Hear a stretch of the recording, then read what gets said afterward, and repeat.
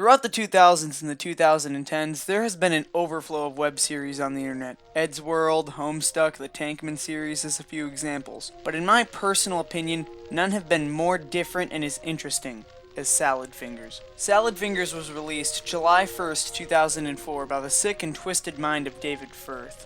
If you don't know who David Firth is, he's basically the modern Tim Burton. Except the main difference is that Tim Burton was mainly creepy in his visuals. David Firth goes a lot farther. Like in his video Cream, for example. Wasn't that just lovely? My main point being, when a man like David Firth creates an entire series, you know it's going to be something good. So today we are going to be taking a look at the entire Salad Fingers series, episode 1 to 11 as of making this video now. Now, with all that done, let's jump right in. Also, this is a horror series, mind you, so if you can't handle things like blood or just horror in general, I advise you click off right now. Viewer discretion is advised.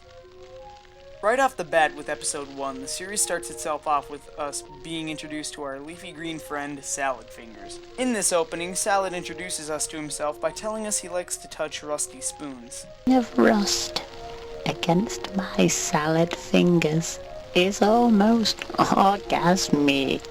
The next half of the episode, we see him walking around a desolate wasteland-looking place until finally reaching an old house in the middle of the wasteland. Upon ringing the doorbell, a little man comes out to greet Salad. Salad then asks if he has any spoons. Only getting a high-pitched screech in response, he walks into the house asking once again where he keeps the spoons.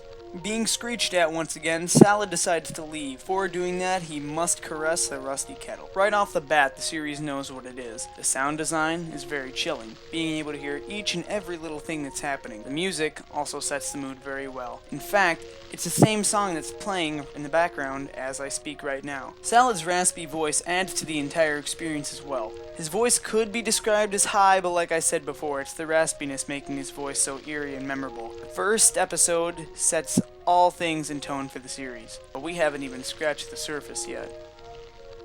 We open the second episode with Salad telling us he's having a nice little get-together with all of his friends. Right after he says that, he lifts up his hand with 3 finger puppets on each finger. After greeting the puppets, Salad then introduces us to them, each being Hubert Cumberdale, Marjorie Stewart Baxter, and Jeremy Fisher respectively. After all the 3 puppets saying hello to us, in reality, it's just Salad talking to himself. After that, the camera zooms in on Salad, licking his lips, and asking, I wonder what you taste like. He licks Marjorie and Hubert.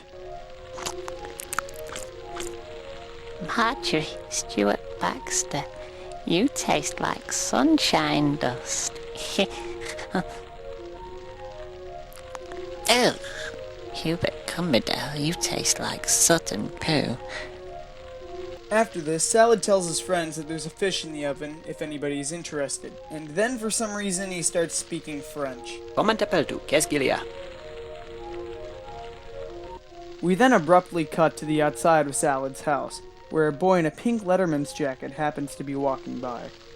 Salad stares at the boy through a crack in his house and starts screaming for help. After the boy walks into his house, Salad thanks him for coming in and asks him to get the fish in the oven. After this, he sees a rusty nail on the wall and sticks it through his finger. After that, he starts to bleed and goes unconscious. Then he has a dream where he wakes up in a meat locker. Right after touching some of the meat, he starts seeing Somewhere Over the Rainbow, and Hubert Cumberdale makes an appearance in human size. Jesus, this is weird. Salad wakes up in a pool of his own blood, with a bunch of smoke in the air, then remarking, That fish smells about done. At the end, the camera pans in on the oven smoking with the door closed. I really like this episode. It's when the series starts to show a bit more of its true colors, but not to its full extent yet, kind of teasing you in a way. It's also when it starts to get a lot more gut-wrenchingly scary, you could say, with the use of more psychological horror. I don't know. That's the best way I can put it. It's kind of hard to analyze these kind of things.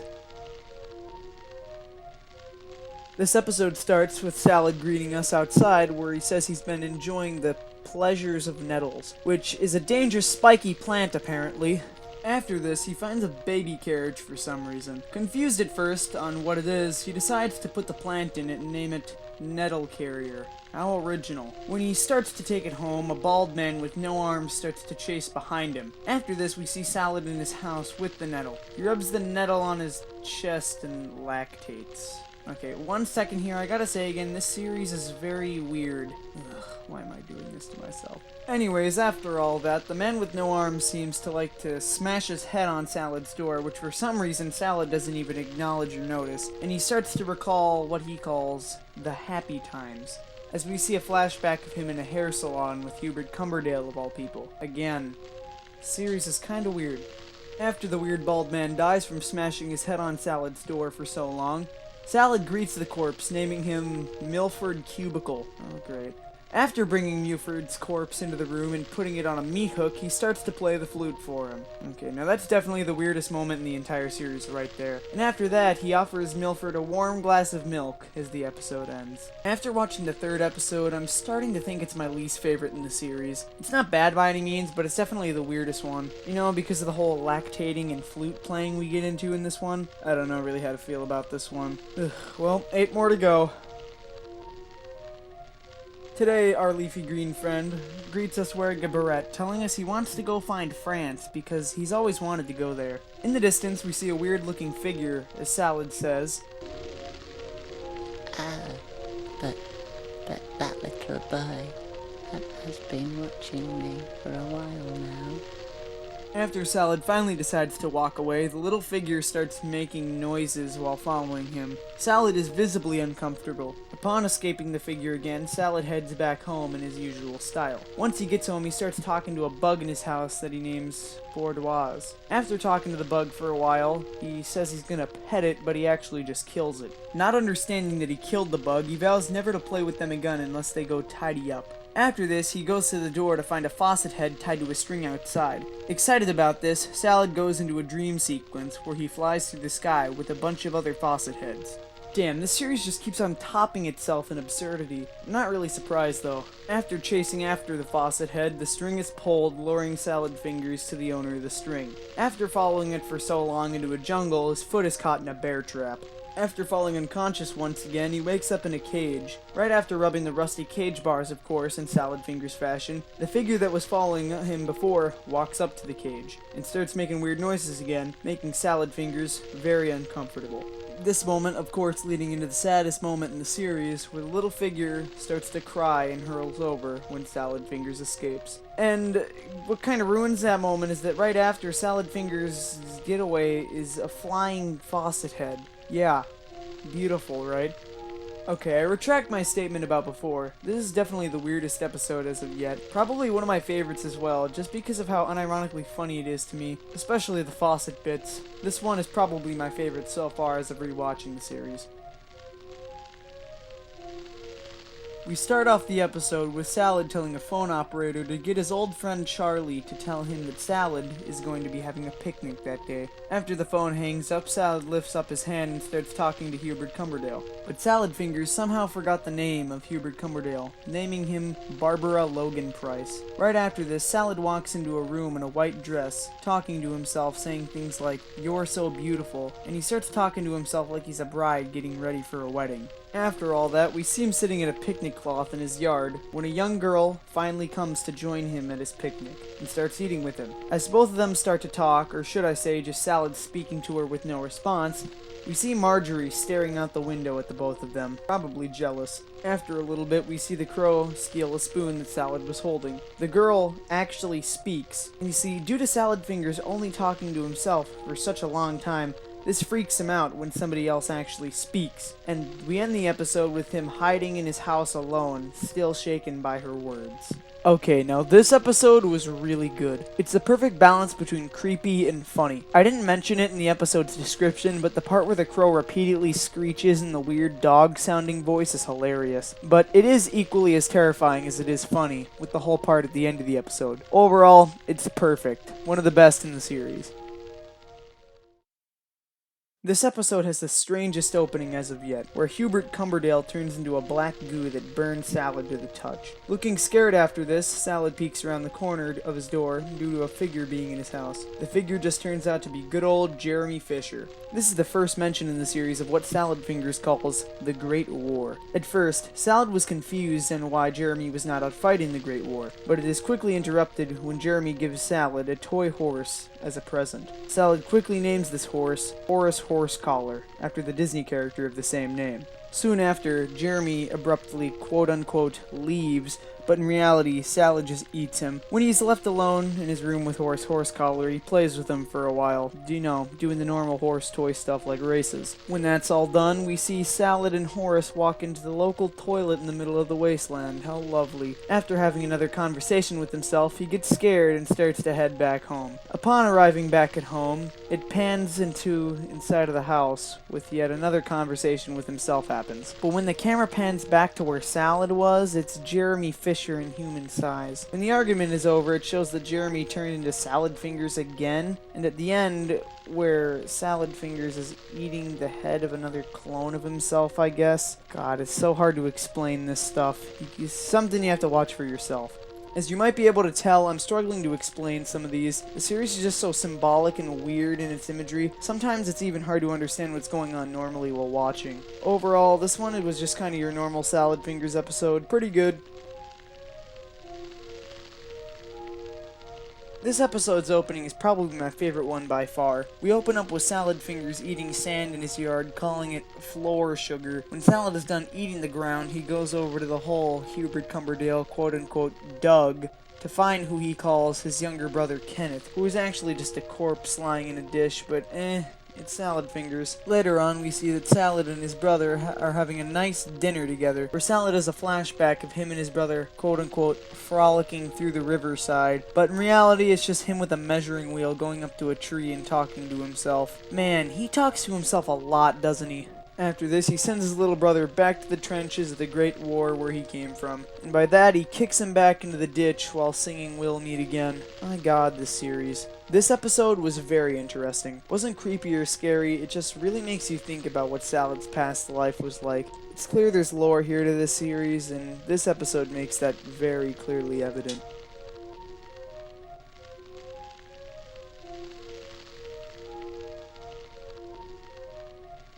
This time we see Salad listening to his radio, which turns out to be broken until he fills it with little beads. After this, the radio starts going crazy and screams at Salad until he goes and hides in his safety cupboard, where he proceeds to cry for a little bit and then finds what he calls his special hair. Then proceeds to put the hair on the wall with tape with the other hairs that he apparently already has. After all that emotional distress, he decides to lay in bed with Hubert Cumberdale, until he eventually decides to push him off and says, Scrub that muck off at once, Hubert Cumberdale. I'll have no dirty immigrants in my house.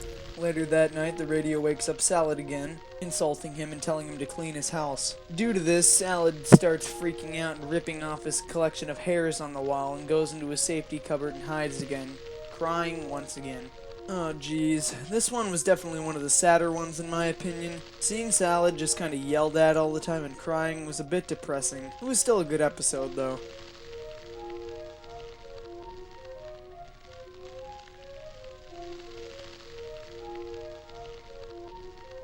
This lovely episode, we get to see our leafy green friend reading us a letter from the Great War itself, apparently. Oh yeah, something I should mention is that this is when the series starts to look very visually nice compared to the older episodes.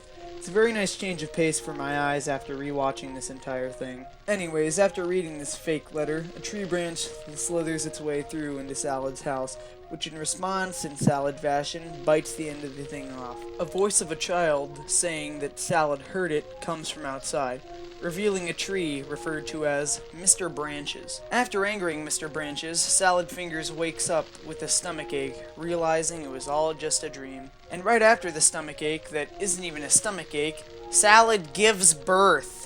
And this scene is just straight up out of the blue as well. He names this quote-unquote baby thing, it's more like a black sludge ball, Yvonne.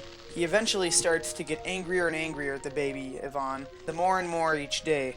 Eventually, to the point Salad's health got so bad from the birth, he goes to give Yvonne away to Auntie Bainbridge. This doesn't even really matter in the end, though, because baby Yvonne just ends up staying with Salad after he chickens out, saying, "I'm just gonna clean your windows." Okay, now this is my favorite episode in the entire series as of now. It has very chilling moments, but normal moments of humor as well. I mean, look at this guy and tell me you don't laugh your ass off at looking at him. We have come a very long way since the first episode, that's for sure.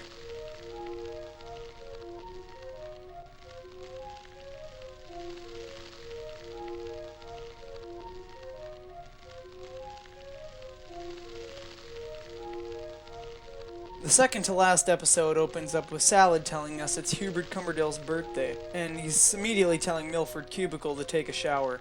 Makes sense, he is a dead corpse. Salad walks outside to be greeted by a giant white pole outside of his house. Immediately being disgusted by the pole, he walks back inside. Right after, we get greeted with this terrifying sequence.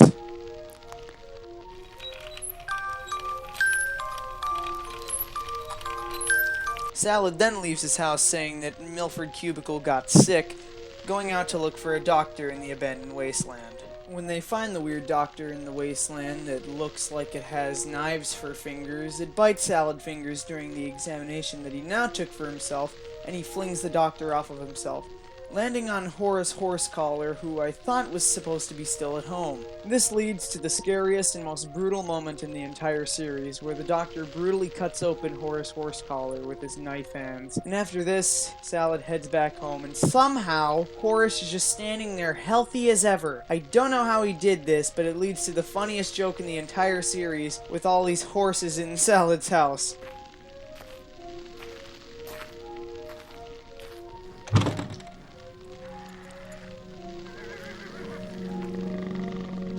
Christ in Staples.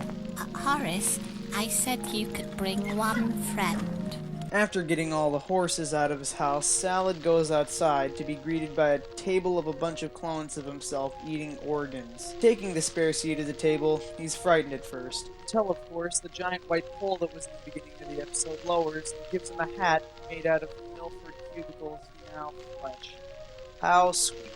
This episode is hands down the scariest out of the entire series, and my second favorite episode as well, next to episode 9. It's hard to top this one at all. Overall, it's the best horror element in my opinion. I just don't know how to describe it. It's just so good.